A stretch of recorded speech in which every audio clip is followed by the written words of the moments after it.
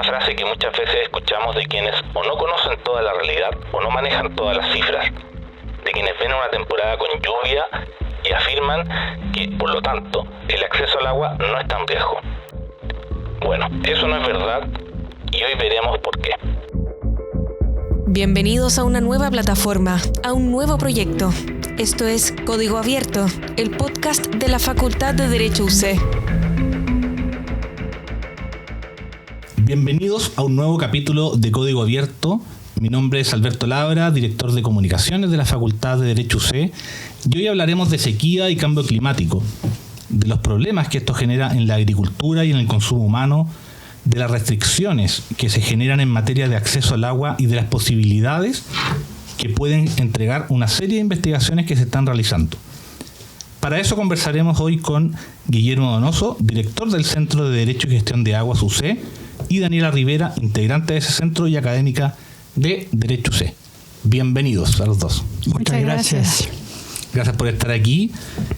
Y al inicio de este capítulo lanzábamos algunas frases sobre el cambio climático y la sequía.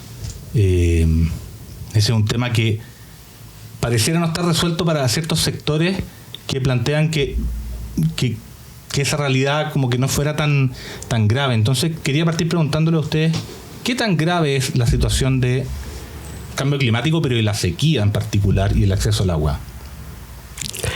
Respecto a eso, se entiende la percepción y esa frase para gente que no ha sufrido escasez del agua en el día a día. Entonces, por ejemplo, alguien en el sector urbano durante los últimos años abre la llave, tiene agua en la presión, en la cantidad, a excepción de algunos casos particulares de problemas. Entonces, no se percibe el agua como escasa. Si uno mira la tendencia larga a través del tiempo, sí nota desde la región de Coquimbo hasta la región de los ríos, una disminución, una tendencia negativa en la pluviometría, lo que significa que en una serie larga de años efectivamente hay una disminución. No es producto que este año llovió menos por variabilidad climática, sino que hay una tendencia a la baja. Algo más estructural y no tan circunstancial. Sí, y eso se está traduciendo en caudales, disponibilidad de agua superficial también menor. Lo otro que uno evidencia es, también en una serie larga, que la frecuencia de sequías ha aumentado. Este siglo tiene 3 veces más sequías en promedio que los siglos anteriores, y se pronostica que va a aumentar aún más la frecuencia. Y no solo en la frecuencia, sino la intensidad, la duración y la expansión geográfica. La última fue una sequía de 14 años que cubrió desde Atacama hasta los lagos. ¿Y cómo estamos, Daniela, esa situación en relación a Latinoamérica o a otras zonas que pudiéramos comparar para ver qué tan mal estamos como país? Sí, precisamente iba a señalar algo respecto de lo que mencionaba Guillermo hace un momento, de que esta es una tendencia más bien global. No se observa únicamente en el caso chileno o nacional, sino que hay un conjunto de países que periódicamente se están viendo afectados por estas circunstancias o episodios de sequía que, como precisaba Guillermo, son cada vez más frecuentes, más recurrentes, más intensas y más duraderas temporalmente, y también que afectan mayor cantidad de territorios o espacios geográficos de cada uno de los países. Y esto, por supuesto, que está poniendo en jaque, si nos vamos a la perspectiva más regulatoria, a los sistemas jurídicos, que muchas veces no están preparados para hacer frente de manera adecuada a este tipo de episodios. Se entiende que cada sequía, si bien tiene un montón de consecuencias perjudiciales muy serias para la población, para el medio ambiente y para un conjunto de otras variables, es una oportunidad que tienen los países de prepararse para enfrentar episodios similares, porque no tenemos certeza de cuándo se va a producir una sequía, pero sí sabemos que se van a producir más hacia el futuro y probablemente van a ser más intensas y más duraderas. Por lo tanto, ahí el desafío y el reto para los países es gestar o elaborar regulaciones, políticas públicas que sean adaptativas y que permitan gestionar estos episodios que sí o sí se van a seguir produciendo. Ya profundizaremos justamente sobre esos aspectos en los cuales ustedes tienen varias investigaciones y trabajo como centro de aguas, pero antes quería preguntarles, a ver, un poco ligado a lo que conversábamos al principio y bien pensando en el público general que dice, uy, este año, un año X, llovió mucho, hace tiempo que no llovía tanto. Entonces se mejoró la situación de la sequía. ¿Qué le pueden decir a ese discurso en el fondo? En términos de reacción inmediata, efectivamente un año húmedo reduce las presiones y facilita la gestión del agua, pero en ese punto. No es una respuesta que yo puedo dar de aquí en adelante vamos a estar bien, sino que hay, como decíamos al comienzo, un déficit estructural que va aumentando a través del tiempo. Este año me llovió más de lo que yo esperaba. La tendencia que observamos es se solucionó el problema. Y la dificultad que eso nos impone es que cuando hay una sequía que es larga, la preocupación va aumentando, todos toman el tema del agua como prioritario, hay debates para revisar el marco regulatorio, se empiezan a discutir ajustes, llueve y el tema dejó de ser importante. Entonces el peligro con eso va más allá de que yo percibo que se acabó el tema, sino que a nivel general deja de ser un tema prioritario hasta la próxima escasez severa. Uh-huh. Deja de estar en la agenda el tema del agua, básicamente, claro, cuando llueve. Y dejan de adoptarse medidas, es un poco lo que usted... Exactamente. Estructurales para abordar un problema estructural. Y nos volvemos cada vez menos resilientes, ¿cierto? Y con menos capacidades de adaptación a ese tipo de situaciones. En ese sentido, Daniela, este escenario y algo en lo que ustedes han trabajado genera o profundiza diversos problemas. Hay, por un lado, la conflictividad hídrica, la gobernanza y la gestión hídrica a nivel de cuencas, que ustedes han estudiado, y también las fuentes hídricas complementarias. Antes de entrar a hablar específicamente detalles de las investigaciones que ustedes llevan adelante, abordemos, si quieren, esos 3 puntos, esas 3 áreas, que serían 3 áreas de trabajo, corríjanme, para abordar eventualmente los problemas estructurales de sequía, ¿o no? Sí, están estrechamente relacionados de uno u otro modo desde el punto de vista, y por comenzar con alguno, la conflictividad hídrica.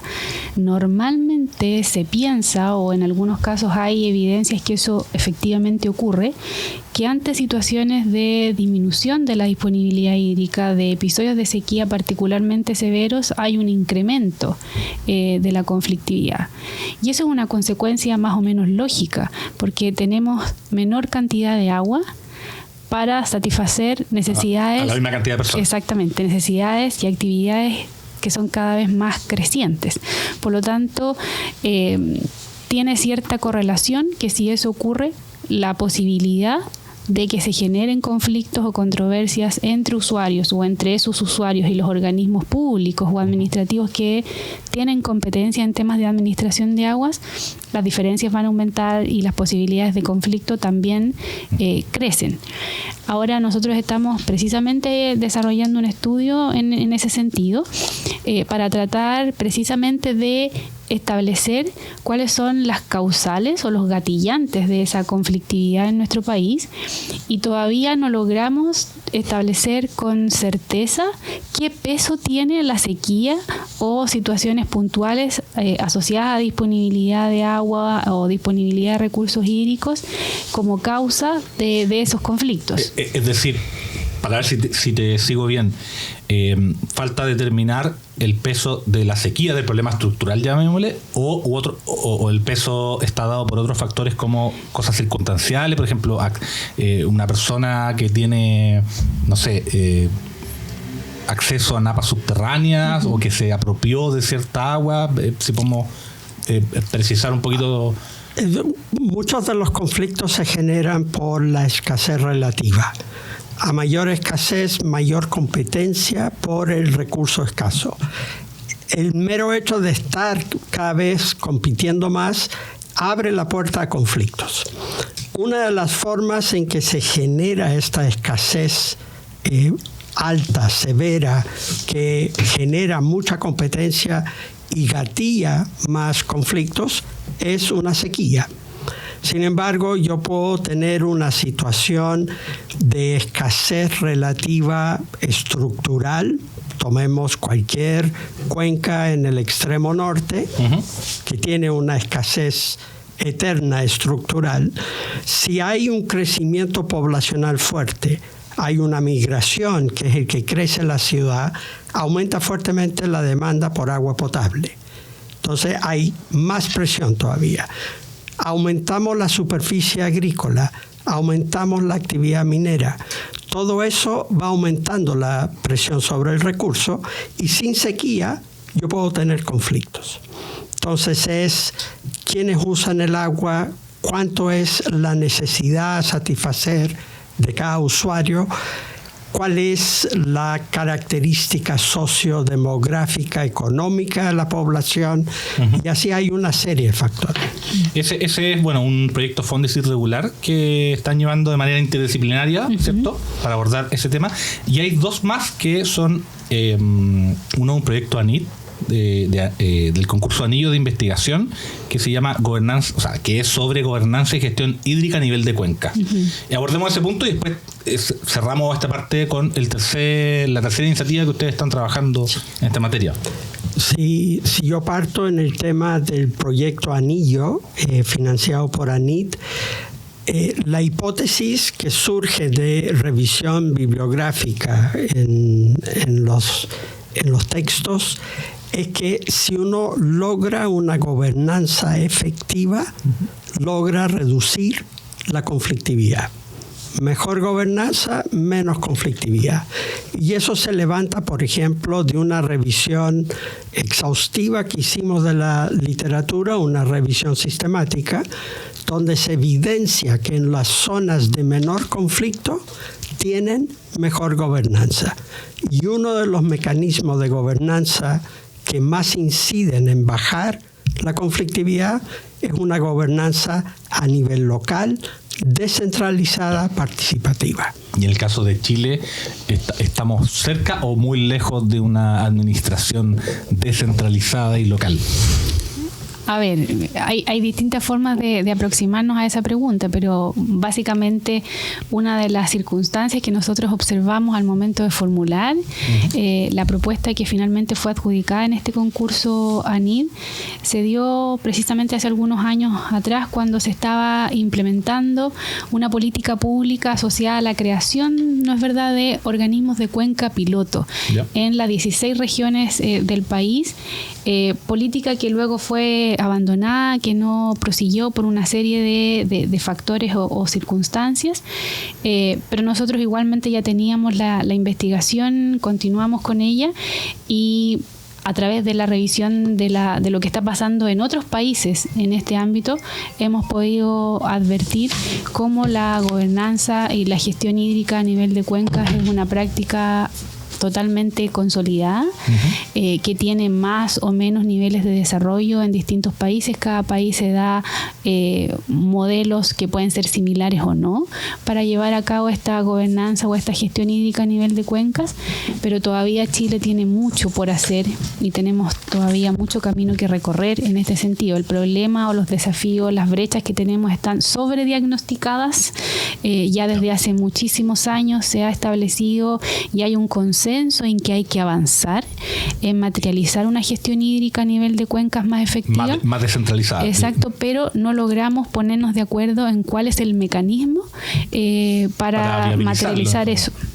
Sí, y eso es lo que nosotros estamos tratando de advertir, es decir, preguntarnos y dar respuesta a cuáles serían las preguntas básicas sobre las cuales debiésemos tener claridad y nitidez para avanzar de una manera más segura y sostenible en este tipo de iniciativas. Y en ese punto, a juicio de usted, ¿es más un problema de recursos económicos para materializar, o es un problema de las leyes o los reglamentos, un problema administrativo o un problema económico, básicamente? O otro que no. Tiene un elemento importante administrativo que lo dejo que Daniela lo explique, pero también tiene un componente característico del ser humano que no le gusta el cambio. Entonces, a ninguno de nosotros nos gusta el cambio porque significa costos de ajuste, cambios de comportamiento. Entonces, frente a una regulación que hay hoy día, se propone un cambio en el cual se va a descentralizar. Eso significa que la autoridad nacional tiene que delegar más autoridad y independencia a sus oficinas administrativas descentralizadas, lo cual ya es un cambio de cultura en este país. Y político. Además. Segundo, yo como usuario de agua, yo administro mi agua a través de la distribución del agua, más bien a través de las organizaciones de usuarios.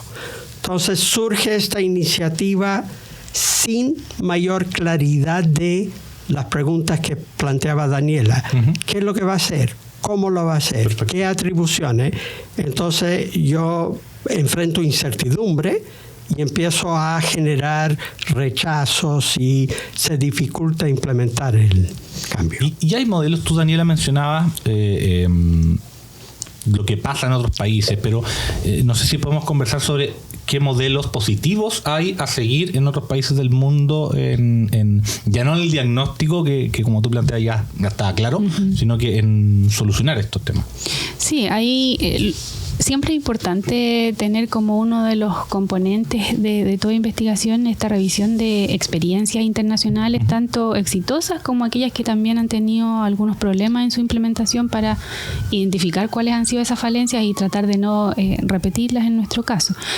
Y allí nosotros estamos mirando alrededor de 7 países o 7 casos con mayor profundidad, algunos a nivel de Latinoamérica, en particular Ecuador, México, Brasil, y a nivel europeo estamos mirando con especial profundidad el caso español, que tiene mucha tradición en este ámbito y que quizás por diversas circunstancias es uno de los más cercanos a nuestra situación, dado que nuestra regulación de aguas, al menos en un inicio, siguió muy de cerca lo que establecían las leyes de aguas españolas, pero después nos separamos de los principales estándares y directrices que sigue actualmente esa regulación, pero ofrece igualmente el caso español una perspectiva y un marco para estos fines que tiene larga tradición y que tiene muchas lecciones que entregar en esta materia.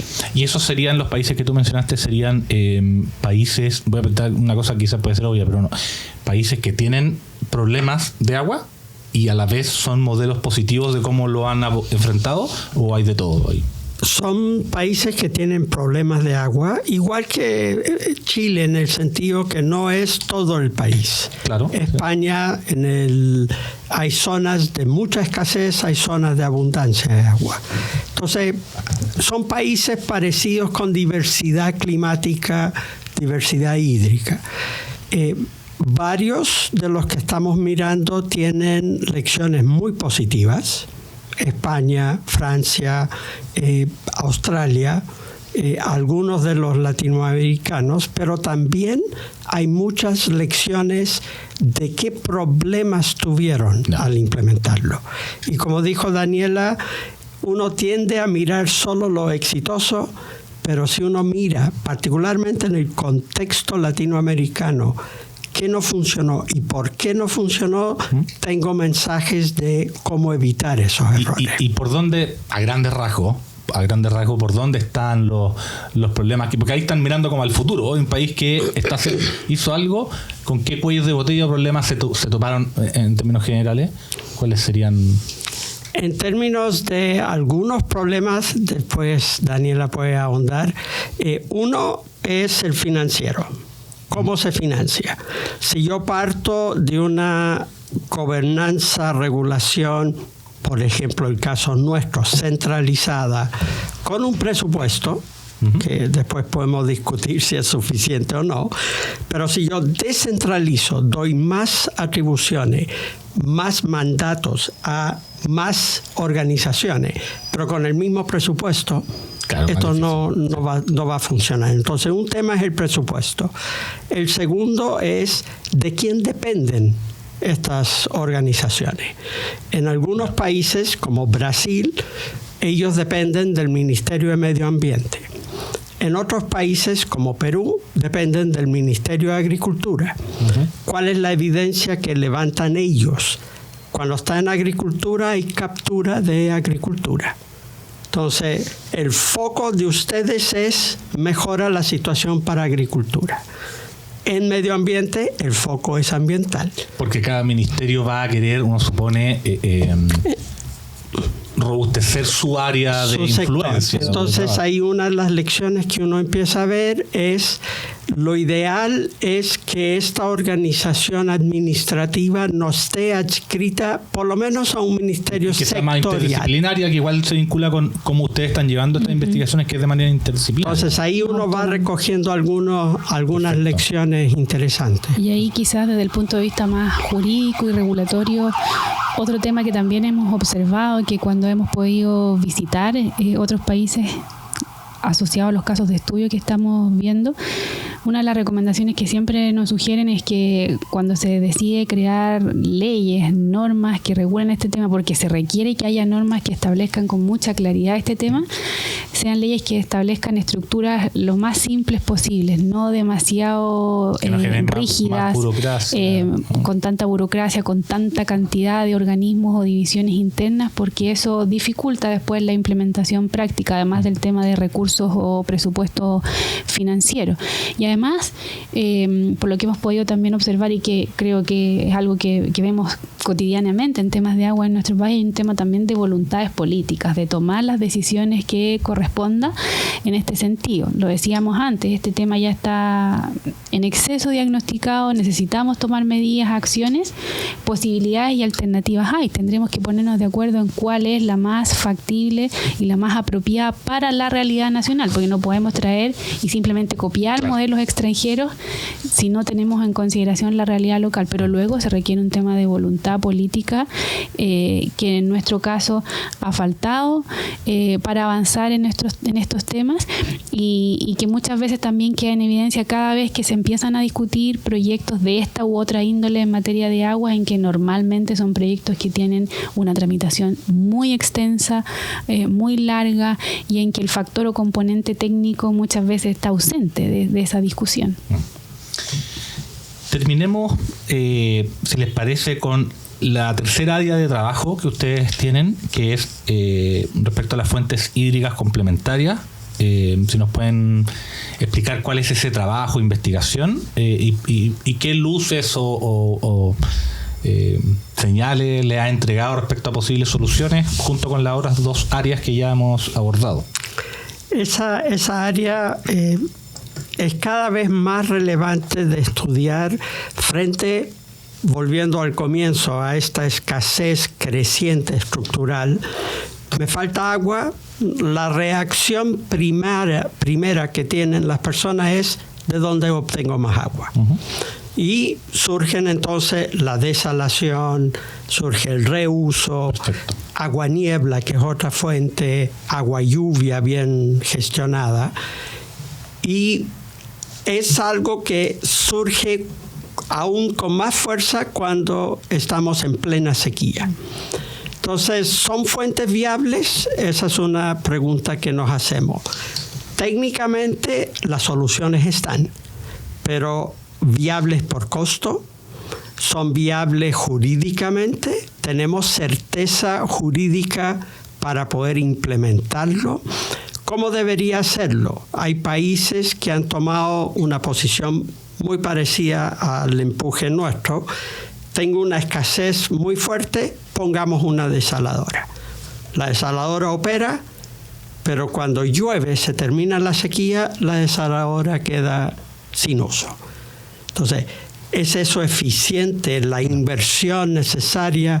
Entonces, ¿cómo deberíamos gestionar fuentes complementarias? Perfecto.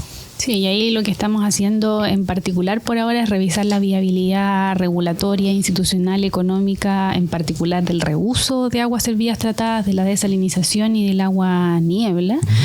Las dos primeras son proyectos de una envergadura y complejidad superior, y donde estamos precisamente en este momento cerrando un libro donde hemos tratado también de levantar cuáles son las principales brechas que existen en nuestro país desde esa perspectiva jurídica, institucional, económica, para un desarrollo sostenible de estas fuentes hídricas complementarias. ¿Cuál es el libro? Aprovecha de pasar el aviso. Por supuesto, es un libro que va a ser publicado por Ediciones UC y que va a contener un análisis de la desalinización y el reuso de aguas servidas tratadas, particularmente desde la óptica de que dónde debiésemos poner los principales esfuerzos como país para que sean efectivamente una contribución a la seguridad hídrica de Chile. ¿Cuál es el título del libro? Así la gente lo puede... Si no lo tienen ahora, no está... En las líneas de factibilidad regulatoria, económica, técnica. Perfecto. De fuentes complementarias. Perfecto, para que quede ahí acceso de la gente. Sí. Y aprovecho, acabamos de publicar un libro respecto a gestión de sequías en Chile. Está en inglés, pero ya vamos a publicar la versión en español.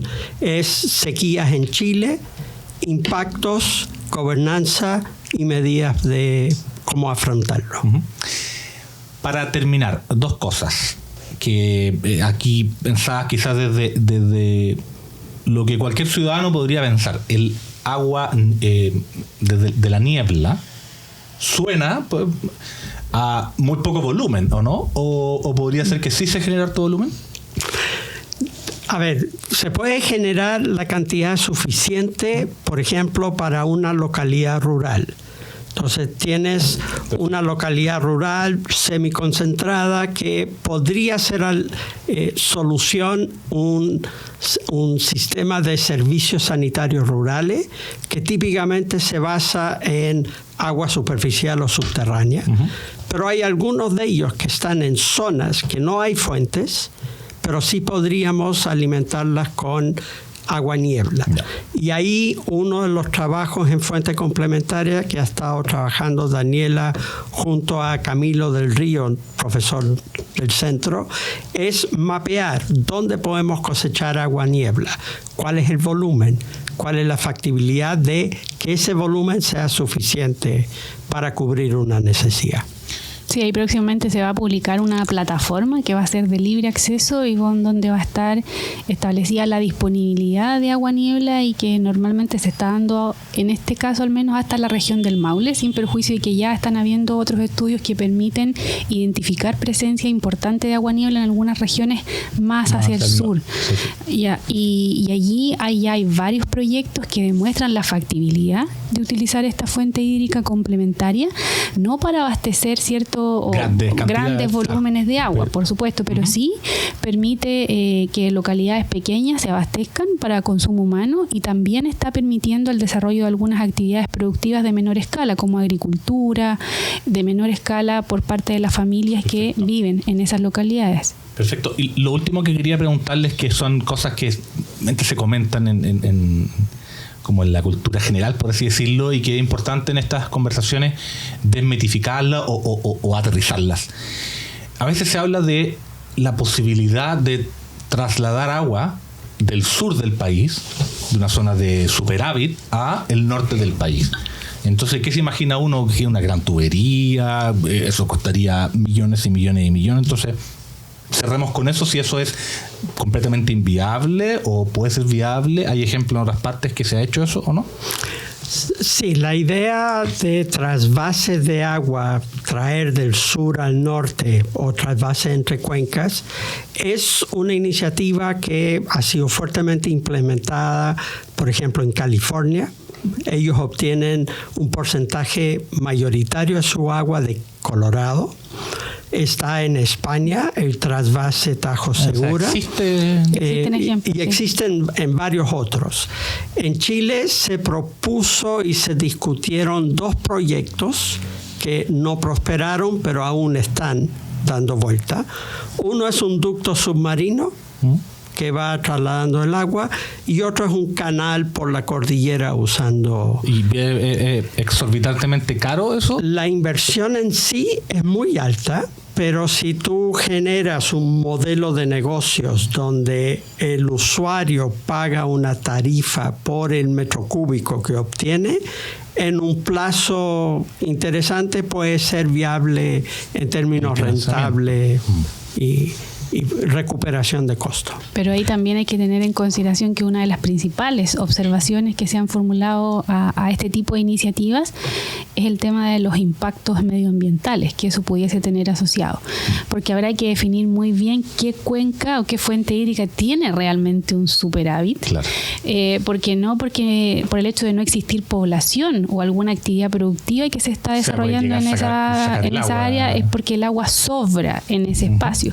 Hay ecosistemas que dependen de ese recurso hídrico, y por lo tanto hay que estudiar y definir muy bien y evitar los impactos medioambientales o a esos ecosistemas que dependen de ese recurso y que podrían desaparecer o verse fuertemente afectados si yo saco esa agua de su lugar natural y la traslado hacia otro punto.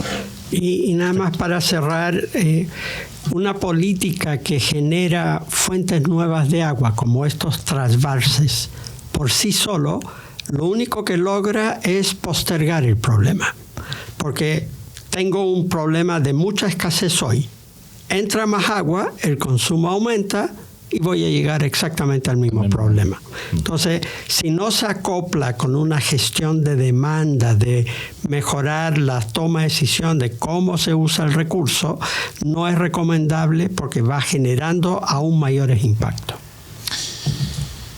Muchas gracias a ambos, Guillermo Donoso, director del Centro de Derecho y Gestión de Aguas, UCE, y Daniela Rivera, integrante de ese centro y académica de nuestra facultad, por esta conversación que nos muestra varios elementos que muchos quizás para la gente no son conocidos y otros sí, pero ya estaremos atentos a esos libros que ustedes nos comentaron, a las investigaciones que están desarrollando y a todas las actividades que hace el centro a nivel de extensión en los que se abordan estos temas. Así que muchas gracias, Daniela. Muchas gracias, Alberto, un placer. Muchas gracias, Guillermo. Gracias, Alberto, por la invitación.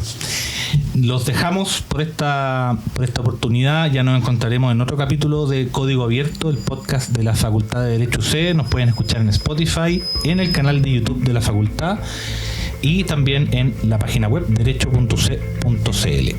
Hasta una próxima oportunidad.